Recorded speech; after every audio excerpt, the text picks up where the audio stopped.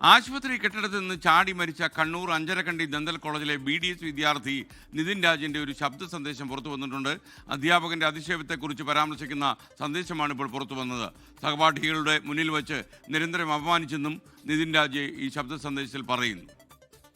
ഇന്നലത്തോടെ അയാളുടെ വിലയെല്ലാം പോയിട്ടുണ്ട്. എന്നെ കുറേ പേര് വിളിച്ചിട്ട് നീ ആൺകുട്ടി, കാരണം ഇത്രയും ബോയ്സിനെ എല്ലാവരെയും പച്ചയ്ക്ക് ഇൻസൾട്ട്.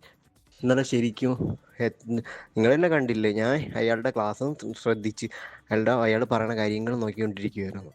എന്നെ വെറുതെ എണീപ്പിച്ച് നിർത്തിയിട്ട് അമ്മേനെയും കളിയാക്കി, അമ്മയുടെ സർജറിയെയും കളിയാക്കിയിട്ട് അതിന് ശേഷം പറയണ എൻ്റെ 3 മാർക്ക് കുറച്ചെന്ന പാരൻസിന് പോയി ഇത് കൊടുക്കാൻ, എന്താ സർപ്രൈസായിട്ട് കൊടുത്തേക്കാൻ.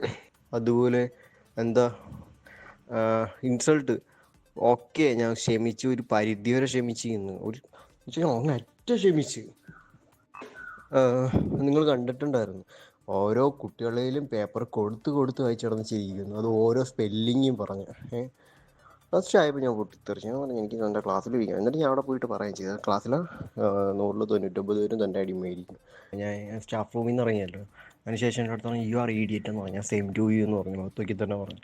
പിന്നെ മറ്റേ കൂട്ടത്തോടെ ആക്രമിക്കുന്ന സ്ഥലം ഉണ്ടല്ലോ നമ്മുടെ സ്റ്റാഫ് റൂം, എല്ലാം ഒന്നിനൊന്നിനും വെച്ചോ സ്റ്റാഫ് റൂമിലുള്ള അവിടെ കൊണ്ടിട്ടിട്ട് എന്തൊക്കെയാ പറയാൻ നോക്കി. എൻ്റെ അടുത്ത് പറഞ്ഞ് നീ ഗേറ്റിന് പുറത്തിറങ്ങിയാൽ നിൻ്റെ കൈയും കാലും വിട്ടും, നീ കൈ ഇല്ലാണ്ട് നീ പിന്നെ ജീവിക്കേണ്ടി വരുമോ. ഞാൻ പറഞ്ഞു സാറേ അതൊന്ന് കാണണമെന്ന് പറഞ്ഞു. അപ്പോൾ എല്ലാ സംഗീത മാം എല്ലാം എന്നെ തന്നെ നോക്കിയിരിക്കണം. അപ്പോൾ അജീഷ മാം പറഞ്ഞു നിതിൻ കൂളെന്ന് പറഞ്ഞു.